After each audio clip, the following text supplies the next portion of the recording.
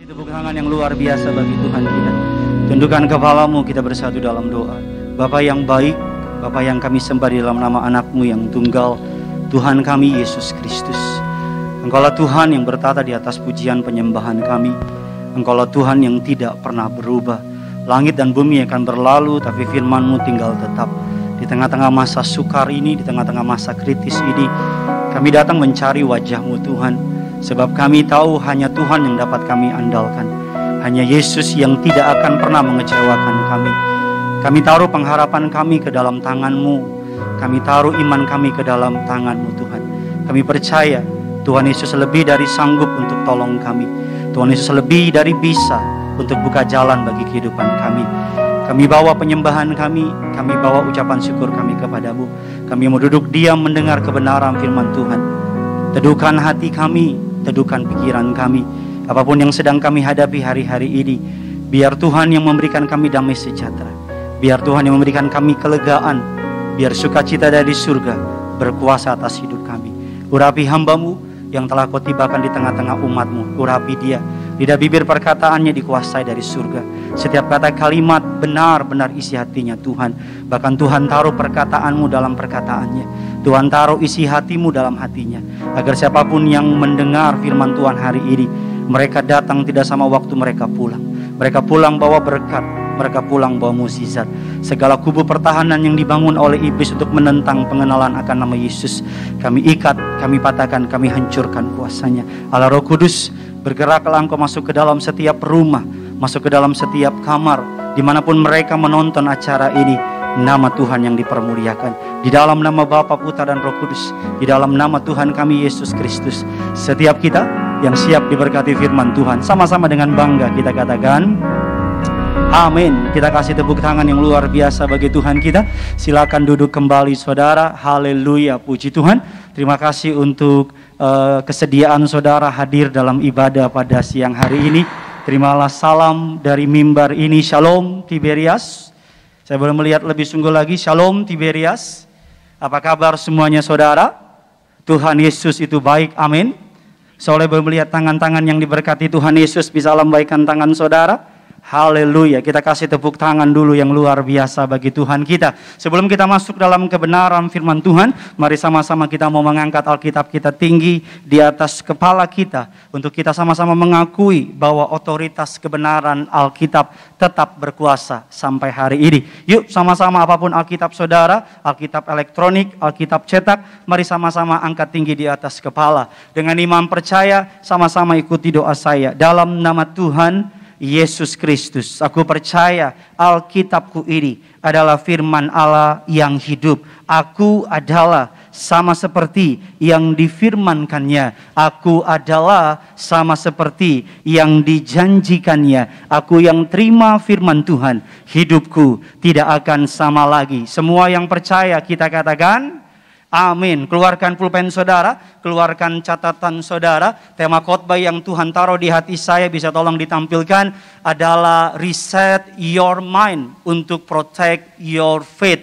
Dikatakan reset your mind untuk melindungi iman saudara. Karena hari-hari ini di tengah-tengah masa sukar, yang paling sering diserang oleh iblis adalah pikiran saudara. Karena yang paling sering diserang oleh iblis adalah pikiran saudara. Iblis akan menaruh rasa takut di pikiran saudara. Iblis akan menaruh rasa kecewa di pikiran saudara. Iblis akan menaruh rasa khawatir dan sebagainya di pikiran saudara. Kesehatan pikiran atau pikiran yang benar penting di zaman-zaman yang kritis seperti ini.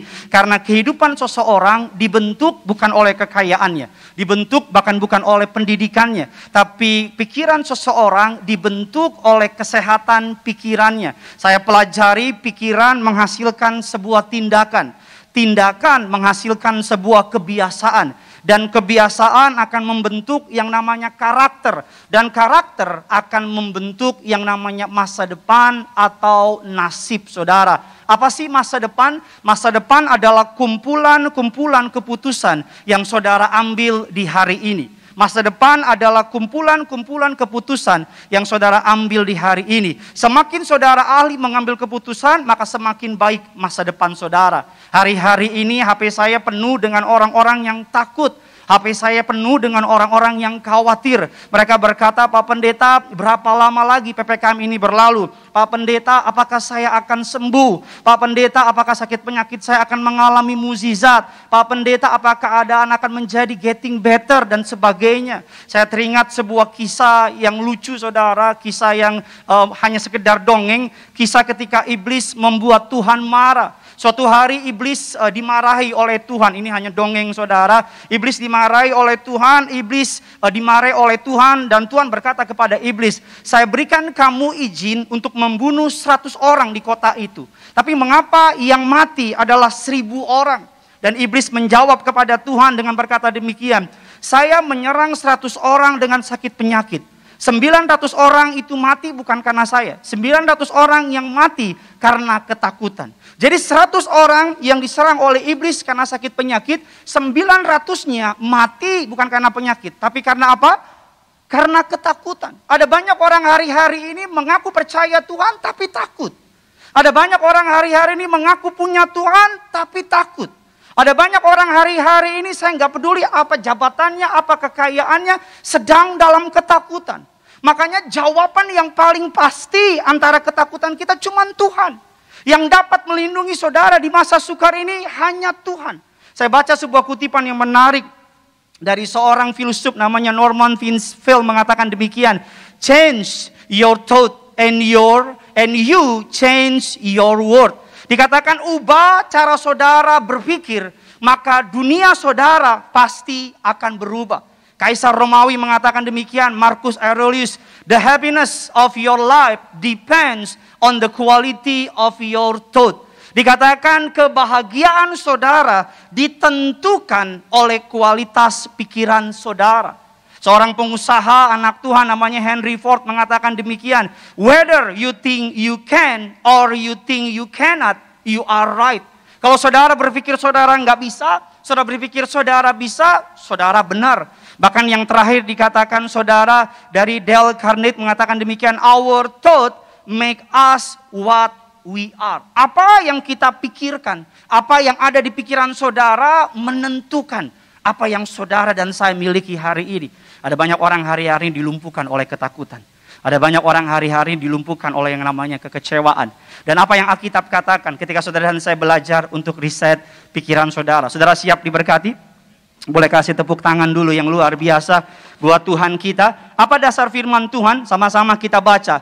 Dasar kebenaran firman Tuhan dalam terjemahan Inggrisnya Roma 12 ayatnya yang kedua. Saya bacakan bagi saudara. Do not be conformed to the pattern of this world, but let God transform you into a new person by changing the way you think. Untuk menjadi pribadi yang baru, dikatakan janganlah mengikuti atau jangan kamu menjadi serupa dengan dunia ini, tetapi berubahlah oleh pembaruan budimu. Saya percaya untuk saudara dan saya memiliki pikiran yang baru, memiliki pola pikir yang baru, pikiran Kristus. Ada banyak orang hari-hari ini nggak tahu mau buat apa. Ada banyak orang hari-hari ini dilumpuhkan oleh ketakutan. Ada banyak orang hari-hari ini udah hopeless, udah bingung. Karena semua bermain di sini. Semua bermain di pikiran. Iblis nggak akan serang badan saudara dulu. Iblis serang pikiran saudara. Saya nggak peduli seberapa kaya saudara. Saya nggak peduli seberapa educated saudara. Tapi kalau pikiranmu sudah direbut oleh iblis. Kalau pikiranmu sudah dikalahkan oleh iblis. Seluruh badanmu akan ikut dilumpuhkan.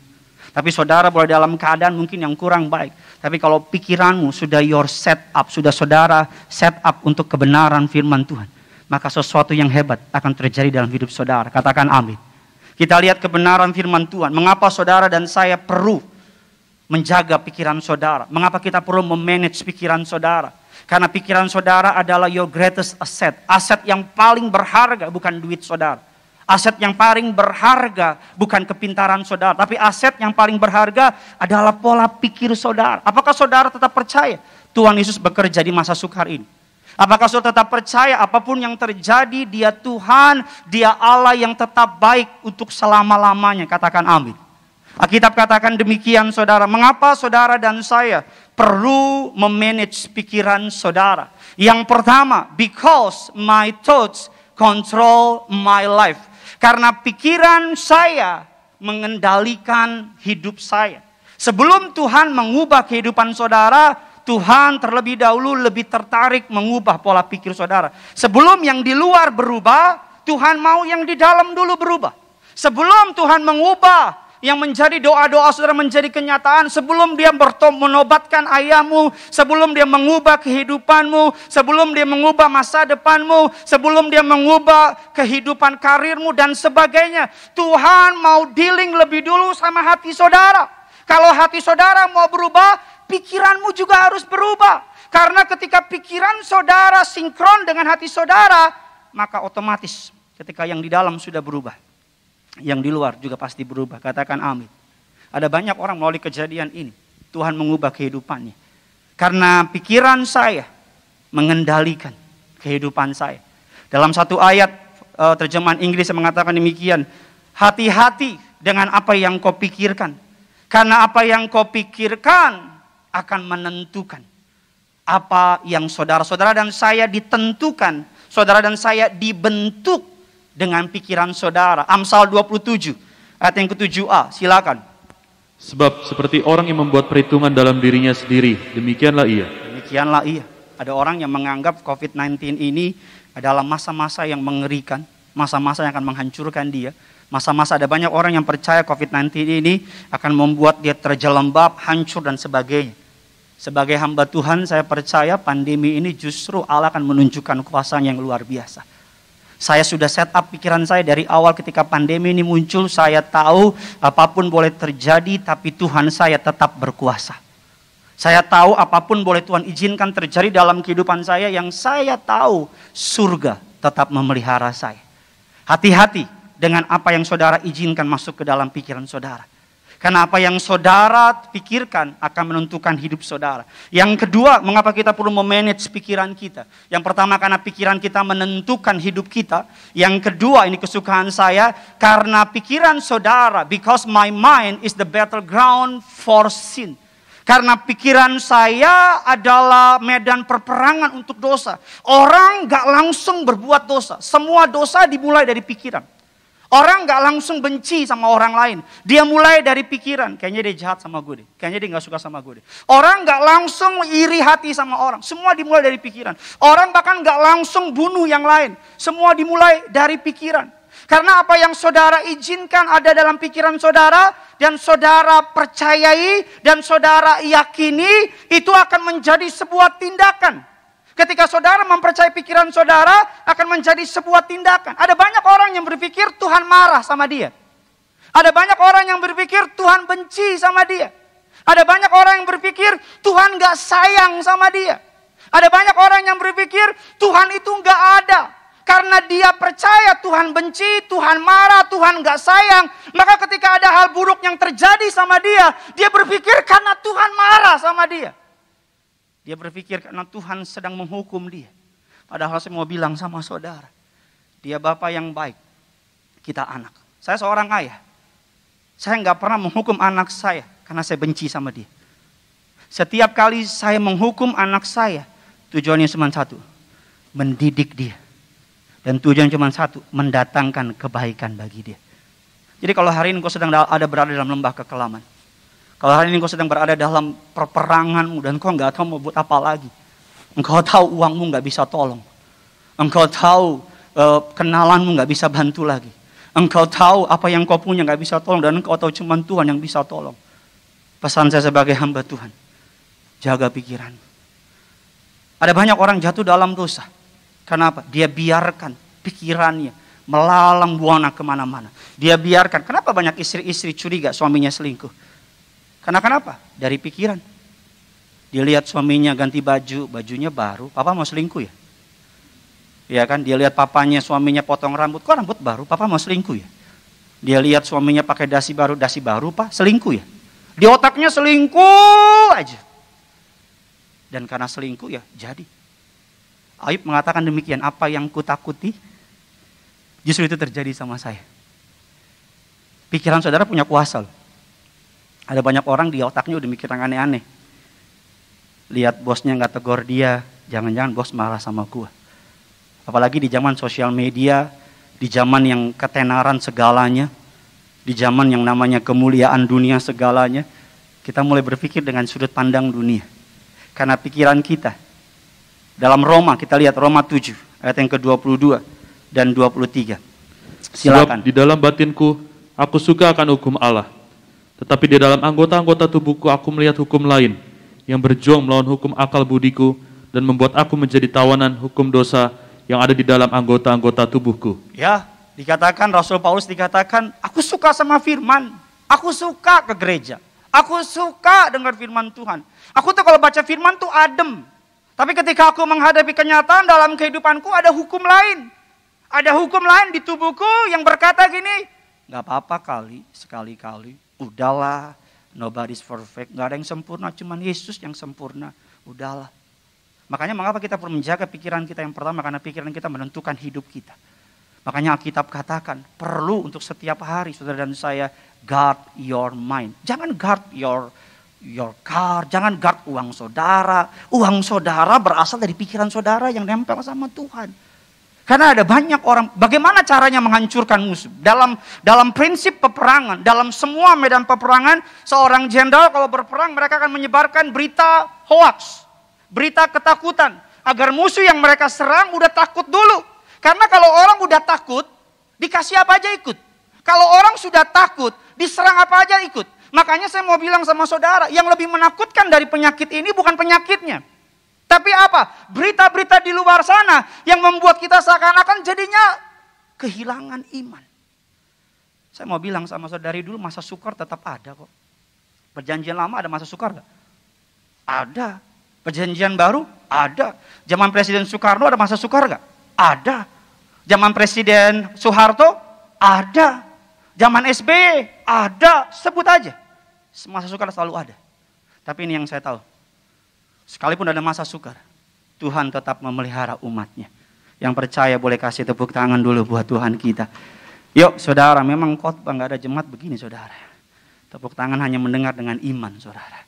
Yang ketiga, mengapa kita perlu menjaga pikiran kita? Ini kesukaan saya. Yang pertama karena pikiran saya menentukan hidup saya. Yang kedua karena pikiran saya adalah medan peperangan dari dosa. Ada banyak orang ingin gak pengen buat dosa. Banyak. Ke gereja, pokoknya stop. Gak mau berhenti, gak mau ngerokok lagi. Stop.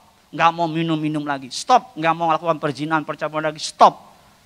Badannya bilang gitu, pikirannya bilang gitu. Ketika sampai di rumah, dia lihat rokok kayak punya tangan. Kemari sayang, ambil aku. Dan sebagainya. Karena hatinya mau ikuti Tuhan. Tapi pikirannya, kedagingannya, gak bisa dia kendalikan. Yang ketiga, mengapa kita perlu menjaga pikiran kita? Yang ketiga dikatakan karena pikiran kita adalah kunci kepada kebahagiaan dan kepada damai sejahtera. Berapa banyak di tempat ini yang mau melihat kebahagiaan dan damai sejahtera hidup saudara? Haleluya. Saya nggak pernah lihat orang maju ke depan, Pak Pendeta doain dong. Saya nggak pengen damai. Saya nggak pengen sejahtera, pengen susah terus hidup saya. Nggak ada. Sejahat apapun saudara, sehebat apapun saudara, pasti saudara pengen hidup yang damai dan tenang. Alkitab katakan demikian. Dalam Roma 8 ayat yang ke-6. Karena keinginan daging adalah maut, tetapi keinginan roh adalah hidup dan damai sejahtera. Mengapa kita perlu menjaga pikiran kita? Karena pikiran kita menentukan hidup kita. Karena pikiran kita adalah medan peperangan dosa. Karena pikiran kita menentukan atau kunci kebahagiaan dan mengalami damai sejahtera. Teringat seorang kakek-kakek yang masuk ke sebuah panti jompo. Dia masuk di lobinya, dibilang, ih keren banget ya lobinya ya. Ih bagus banget ya lobinya ya. Ih pasti aku bahagia deh di panti jompo ini. Dan susternya, perawatnya bitter pahit gitu. Dia bilang, kek jangan buru-buru bilang bahagia kek. Kakek belum lihat kamarnya. Kalau kakek lihat kamarnya, kakek pasti nggak akan bilang bahagia. Apa jawaban dari kakek itu? Kakek bilang gini, kebahagiaan tidak ditentukan oleh keadaan. Kebahagiaan adalah sesuatu yang saya tentukan dari awal. Jadi ketika saya masuk ke dalam ruangan ini, masuk ke dalam panti jompo ini, saya sudah putuskan saya pasti bahagia. Ada banyak orang, hartanya banyak, uangnya banyak. Ada banyak orang tinggal di rumah mewah. Tapi tiap malam stres, gak bisa tidur.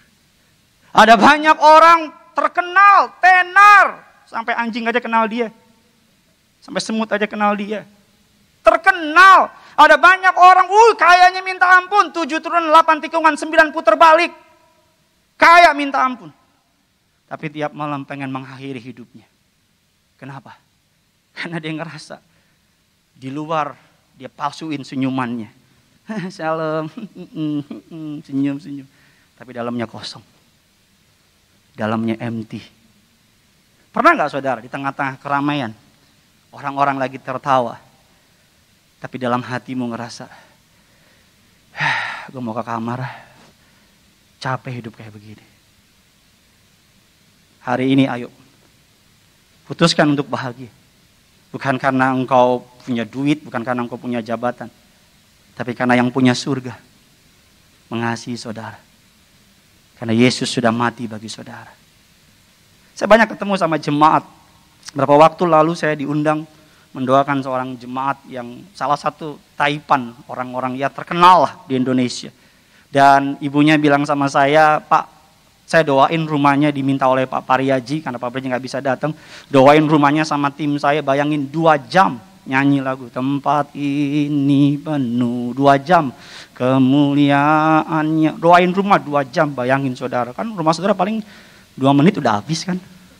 Nih 2 jam saya doain tempat ini. Tapi apa saudara?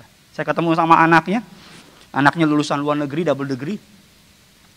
Anaknya salah satu bos di perusahaan yang di mall-mall itu. Barang-barang high end dan sebagainya. Ketika ngobrol-ngobrol tinggi, ganteng deh. Tapi gantengan saya lah. Kalau gak suka jangan ganti channel. Singkat cerita, long story short, dia bilang gini sama saya. Pak Pendeta, saya gak bahagia. Pak Pendeta, saya stres. Pak Pendeta, beberapa kali saya pengen bunuh diri. Saya kaget. Karena secara penampilan oke, secara pendidikan keren, secara keuangan gak kekurangan. Tapi pengen bunuh diri. Putuskan untuk bahagia hari ini. Putuskan untuk apapun yang terjadi. Masih ada Tuhan Yesus. Masih ada Tuhan Yesus. Tuhan mengasihi saudara. Tuhan tidak pernah meninggalkan saudara. Kita kasih kemuliaan, tepuk tangan buat Tuhan kita. Kita masuk dalam inti khotbah saya. Apa yang harus saya lakukan untuk saya menjaga pikiran saya? Tadi kan pertanyaannya, kita sedang diserang oleh berita buruk. Kalau saudara nonton TV, dengar radio, baca koran, hampir semuanya berita buruk. Hampir semuanya, rekor ini, rekor itu, kematian ini, kematian itu, semua kabar buruk. Kalau saudara terus konsumsi berita buruk belum lagi tetangga kena dan sebagainya kena, saudara akan, we are what we eat. Kita apa yang kita makan. Kalau yang kita makan sampah, maka yang keluar juga sampah. Kalau yang kita makan berlian, maka yang kita keluar adalah berlian. Kalau yang kita makan berita buruk, kabar buruk, gosip, hal-hal yang nggak benar, maka yang keluar juga hal-hal yang nggak benar. Makanya kita perlu guard our mind. Kita perlu jaga pikiran kita. Nggak semua yang perlu kita dengar, kita masukin pikiran kita. Nggak semua omongan orang, baik pujian, baik kritikan, bahkan seringkali pujian adalah racun. Gak semua omongan orang kita biarin masuk dalam pikiran kita dan memerintah kita. Bahkan celakanya orang yang ngomong kita kenal juga enggak, membuat kita mikir berhari-hari sama omongan dia. Membuat kita enggak punya damai sejahtera sama omongan dia. Nah sekarang pertanyaannya dikatakan pikiran, mengapa perlu kita jaga pikiran kita? Karena pikiran kita menentukan hidup kita. Karena pikiran kita adalah medan peperangan dari dosa. Karena pikiran kita menentukan kunci damai sejahtera dan kunci kebahagiaan. Dan bagaimana caranya saya menjaga pikiran saya? Yang pertama dikatakan ada 3 F saudara. Yang pertama adalah feed, yang kedua adalah dikatakan feeding, yang kedua adalah free, yang ketiga adalah fokus. Dan habis itu kita akan selesai. Bagaimana caranya saya memanage pikiran saya? Kalau saudara tidak manage pikiran saudara, maka pikiran saudara akan manage saudara. Kalau saudara tidak memperbarui pikiran, dalam bahasa Yunaninya menggunakan kata renovation, renovasi. Jadi ketika saudara keterima Yesus, pikiran yang lama saudara masih menguasai saudara. Pikiran ketakutan, pikiran khawatir, iri hati, benci, dengki masih menguasai saudara. Makanya saudara perlu yang namanya renewing your mind. Perbarui pikiran saudara. Terjemahan masih menggunakan kata renovation. sedang direnovasi. Untuk renovasi, ada perlu bangunan-bangunan yang perlu dihancurin. Mama saya di rumah kami dulu ada gudang di lantai atas. Kebetulan rumah saya 20 lantai. Orang kaya. Mau di gudang lantai 2 mama saya. Dan di gudang itu barang dari saya kecil sampai barang dari saya sekarang udah menikah dan punya anak, itu semua di situ. Jadi kalau kami anak-anaknya kasih kado ke mama saya bingung. Karena kalau dibuka itu gudang, nggak muat lagi. Dan kami udah bilang berkali-kali sama mama saya, "Ma, itu barang di gudang keluarin. Biar yang baru bisa masuk." Apa jawab mama saya? "Semuanya penting. Semuanya penting, nggak bisa dikeluarin." Pasti beberapa ibu-ibu sama-sama ibu saya. Ya kan, beberapa barang Ma keluarin. Saya bilang, "Ma, ini penting nggak?" "Penting." "Ini penting nggak?" "Penting." Semua penting, kata mama saya. Apa akibatnya? Yang baru nggak bisa masuk. Karena yang lama kita nggak izinin keluar. Tuhan nggak bisa buat yang baru sama saudara. Kalau masih kepahitan, kebencian, bahkan kekhawatiran, kau biarin menguasai saudara. Karena setiap kali yang baru mau masuk, terlalu penuh pikiranmu dengan pikiran-pikiran yang lama. Yang pertama, bagaimana saya memanage pikiran saya? Yang pertama dikatakan, I must feed my mind with the truth. Saya harus kasih makan pikiran saya dengan kebenaran. Yesus mengeluarkan satu kalimat yang terkenal, the truth will set you free. Kebenaran akan memerdekakan kamu. Kebenaran, the truth will set you free, sering banget dipakai di film-film Hollywood. Tapi mereka nggak tahu arti dari kata the truth will set you free. Kebenaran yang Yesus maksud adalah firman Allah. Bagaimana caranya saya memanage pikiran saya? The truth will set you free. Apa? Kebenaran akan memerdekakan saudara. Dasar firman Tuhan, Matius 4, ayatnya yang keempat. Tetapi Yesus menjawab, ada tertulis, manusia hidup bukan dari roti saja, tetapi dari setiap firman yang keluar dari mulut Allah. Yes, yang akan membebaskan saudara bukan makanan. Yang akan membebaskan saudara bukan program-program. Tapi yang akan membebaskan saudara adalah firman Tuhan. Ketika saudara sedang khawatir, lari, ambil Alkitab saudara, baca firman Tuhan. Ketika saudara sedang kesepian, ingat firman Tuhan. Ia Immanuel. Saudara boleh berkata engkau kesepian. Saudara boleh berkata engkau sendirian, tapi faktanya engkau gak pernah sendirian. Karena Tuhan selalu beserta dengan saudara. Bagaimana caranya saya memberi makan pikiran saya? Ada orang berpikir seminggu sekali. Apa yang benar bagi tubuh, benar juga bagi roh. Ini prinsip. Apa yang benar bagi tubuh, benar juga bagi roh. Kalau tubuh saudara cuma dikasih makan seminggu sekali, koit, lemes. Kalau roh saudara cuma dikasih makan seminggu sekali, bahkan ada orang kasih makan rohnya setahun 2 kali. Nafas, Natal, Paskah. Natal dia muncul, Kristen kapal selam. Paskah dia muncul lagi. Selesai itu dia tenggelam, nggak tahu kemana. Saya mau bilang sama saudara, apa yang benar bagi tubuh, benar juga bagi roh. Kapan kita harus menjaga pikiran saya? Yang pertama, all the time. Setiap waktu. All the time. Setiap waktu. Kenapa all the time? Karena serangan iblis setiap saat. Iblis nggak tunggu saudara siap loh. Iblis nggak tunggu saudara ready. Iblis nggak WA saudara dulu. Hai, aku mau serang kamu ya. Get prepare ya. Enggak, itu iblis yang baik hati dan tidak sombong, rajin menabung, suka menolong. Namanya Budi pasti. Enggak. Iblis kalau serang saudara all the time. Malam-malam kalau lagi capek, kalau di kamar, dia akan serang dengan pikiran. Lo mah gak disayang. Lo mah cuma dipuji-puji di depan doang. Di belakang mereka ngomongin lo. Penyakit lo gak akan sembuh. Masa depan lo berantakan. Iblis serang saudara. Kalau saudara gak menjaga pikiran saudara dengan firman Tuhan. Kita contoh dari Daud. Daud mengatakan demikian. Sama-sama kita lihat kebenaran firman Tuhan. Mazmur 119 ayat yang ke-147. Silakan. Pagi-pagi buta aku bangun dan berteriak minta tolong. Aku berharap kepada firman-Mu. Sama-sama bilang sama saya, pagi-pagi buta. Sama-sama bilang sama saya, aku berharap kepada firman-Mu. Kurang lebih ada puluhan ribu janji firman Allah di Alkitab. Lebih sekali. Salah satu janji firman Allah yang sedang saya pegang di hari-hari ini. Bahwa kalau orang benar jatuh tidak akan tergeletak. Yang kedua, Allahku akan memenuhi segala keperluanku menurut kepercayaan, menurut kekayaan dan kemuliaan. Dan ketiga, firman Allah yang saya pegang hari-hari ini, yang ada minyak, yang ada anggur, tidak akan pernah dirusakkan. Saya pegang itu dalam hati saya. Apapun boleh terjadi, langit dan bumi akan berlalu, tapi firman Tuhan tinggal tetap.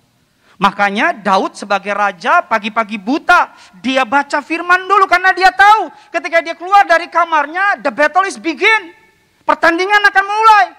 Ketika saudara keluar dari kamar atau bangun pagi, saudara perlu set up your mind. Dengan apa? Dengan firman. Pegang janjinya. Jadi ketika engkau keluar dari kamar, berangkat ke kantormu, ada berita buruk. Firmannya berkata, aku menyertai engkau. Ketika engkau masuk ke dalam lingkungan, ada yang ngomongin saudara berkata, engkau kurang tinggi, kurang putih, kurang cantik, terlalu gemuk dan sebagainya. Firman Tuhan berkata, aku mengasihi engkau dengan kasih yang kekal. Engkau perlu bangun pagi, yang pertama kali kau cari Word of God. Ada orang bangun pagi yang diambil HP-nya. Dia lihat HP-nya di Instastory. Baru bangun nih. Hashtag najis. Ini kalau ada jemaat pada ketawa semua di sini nih. Ini karena nggak ada jemaat yang ketawa cuma kameramen. Pagi-pagi buta, aku berteriak minta tolong. Kapan terakhir saudara tengah malam bangun? Nggak bisa tidur. Kapan terakhir saudara padahal badanmu capek. Tapi mau tutup mata nggak bisa. Pikiran kemana-mana. Kau minum obat tidur, nggak bisa tidur. Tahukah saudara seringkali kalau tengah malam Tuhan bangunin saudara.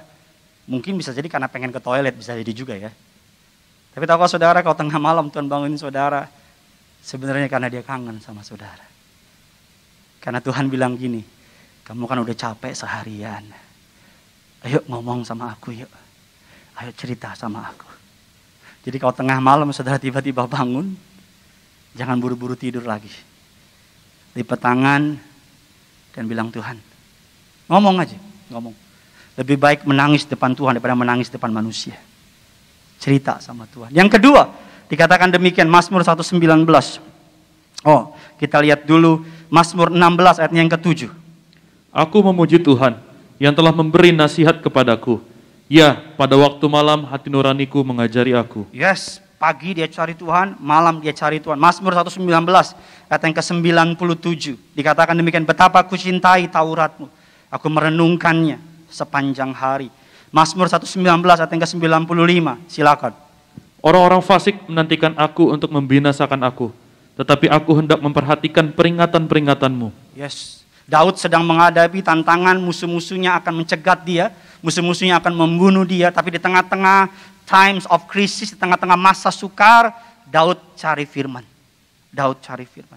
Saya punya kebiasaan sama keluarga saya, kalau saya lagi takut, lagi khawatir, kami buru-buru ambil perjamuan. Kami ambil tubuh darah Yesus. Kami ambil tubuh darah Yesus. Kami berlutut, saya, istri saya, di ruang kamar kami. Kami nangis sama Tuhan. Kami angkat darah Yesus. Kami angkat tubuh Kristus. Kami berlindung di bawah pengorbanannya di kayu salib. Kami katakan, it is finished. Sudah selesai. Ujung dari kehidupan saudara dan saya, apapun masa saudara hari ini adalah kemenangan. Katakan amin. Ujung dari apapun saudara hadapi hari ini adalah mukjizat. Katakan amin. Walaupun hari ini kelihatan saudara nggak tahu, saudara nggak ngerti, percaya dengan iman. Ending dari perjalanan iman orang percaya adalah mukjizat. Yang kedua, yang pertama dikatakan I must feed. Dikatakan saya harus kasih makan pikiran saya dengan kebenaran. Yang kedua dikatakan I must free my mind from destructive thought. Dikatakan saya harus membebaskan pikiran saya dari pikiran-pikiran yang menghancurkan. Firman Tuhan mengatakan demikian saudara. Sama-sama kita lihat ada 3 musuh dari pikiran-pikiran saudara. Dan yang pertama adalah my old nature, kebiasaan lama saya. Yang kedua adalah iblis atau setan yang biasa mengganggu saudara dalam pikiran saudara. Yang ketiga yang biasa mengganggu pikiran saudara adalah the world's value atau nilai-nilai dunia yang ingin mengambil alih saudara. Alkitab katakan bagaimana caranya untuk saudara dan saya berkemenangan. Dikatakan fit, yang kedua free, yang ketiga adalah I must focus my mind on the right things. Ini poin saya yang terakhir. Dikatakan bagaimana caranya fokus kepada pikiran saya. Bagaimana cara saya memfokuskan pikiran saya kepada hal yang benar. Yang pertama, think about Jesus. Apapun yang saudara sedang hadapi hari ini, pikirkan Yesus. Pikirkan Yesus. Alkitab katakan dalam 2 Timotius 2 ayat yang ke-8, keep your mind on Jesus Christ. Taruh pikiranmu kepada Kristus. Alkitab katakan di dalam 2 Timotius ayat yang kedua dan ke-8 terjemahan Indonesia dikatakan, ingatlah ini, Yesus Kristus yang telah bangkit dari antara orang mati, yang telah dilahirkan sebagai keturunan Daud, itulah yang kuberitakan dalam Injilku. Ingat Yesus, ingat Yesus. Apapun yang saudara sedang hadapi, ingat Yesus. Apa yang Yesus lakukan bagi saudara di kayu salib. Apa yang Yesus telah perbuat di kayu salib. Makanya penting untuk saudara saya selalu menerima tubuh dan darah Yesus. Karena setiap kali saudara menerima tubuh dan darah Yesus, saudara sedang mengingat kematian Tuhan di kayu salib. Saudara sedang memproklamasikan kemenangan Tuhan bagi saudara dan saya. Dikatakan dalam terjemahan dalam Ibrani 12 ayat yang ketiga. Ingatlah selalu akan Dia yang tekun menanggung bantahan yang sehebat itu terhadap dirinya dari pihak orang-orang berdosa, supaya jangan kamu menjadi lemah dan putus asa. Sama-sama bilang sama saya, supaya saya jangan menjadi lemah. Sama-sama bilang sama saya nggak boleh putus asa. Amin saudara, think about Jesus. Pikirin Yesus. Dan yang terakhir, bagaimana caranya saya memfokuskan pikiran saya. Tadi saya bilang di awal khotbah saya, saudara sedang diserang oleh iblis. Dengan berita buruk yang bertebaran di sosial media, di koran, di TV, di radio. Saya perlu jaga pikiran saya. Karena pikiran saya menentukan hidup saya. Karena pikiran saya ada battleground of sin. Karena pikiran saya adalah kunci kebahagiaan dan damai sejahtera. Bagaimana caranya saya memanage pikiran saya? Kasih makan, feeding my mind dengan kebenaran. Karena the truth will set you free. Bagaimana yang kedua Alkitab katakan dengan free my mind. Semua pikiran kepahitan, pikiran kebencian, hal-hal yang buruk di masa lalu lupain. Lupain. Orang-orang yang pernah jahat sama saudara, lupain. Orang-orang yang pernah ngomongin saudara, lupain. Kenapa? Karena saudara nggak hidup di masa lalu. Saudara hidup di masa sekarang. Saya selalu bilang dalam khotbah saya, orang yang paling menyedihkan di dunia, bukan orang miskin, bukan orang sakit. Tapi orang yang hidup di tahun 2021 bulan Juli, tapi masih terikat sama masa lalu. Masa lalunya masih kejar dia. Masa lalunya nggak bisa dia lupain. Setiap hari, tiap kali dia mau maju, dia ingat kegagalan di masa lalu. Tiap kali dia mau berjatuh cinta lagi, dia ingat kepahitan di masa lalu. Nggak bisa. Free your mind, feed your mind. Dan yang ketiga dikatakan, focus your mind on the right things. Bagaimana cara fokus pikiran saya kepada hal yang benar? Focus to Jesus. Dan yang terakhir, pikirkan Yesus, think about Jesus. Yang terakhir, think about eternity. Pikirkan surga. Pikirkan kekekalan. Saya undang imam musik. Pikirkan surga. Pikirkan kekekalan. Habis dunia ini berakhir, kita akan menghadap Yesus. Habis dunia ini berakhir, saudara dan saya akan ketemu Yesus. Dia hakim yang adil. Dia akan menjumpai saudara. Pertanyaannya, kalau saudara hidup dalam pertobatan, surga akan saudara terima. Tapi kalau saudara tidak hidup dalam pertobatan, saudara tahu apa yang akan menghadapi saudara. Kita tutup Alkitab kita. Kita kasih tepuk tangan yang luar biasa bagi Tuhan kita.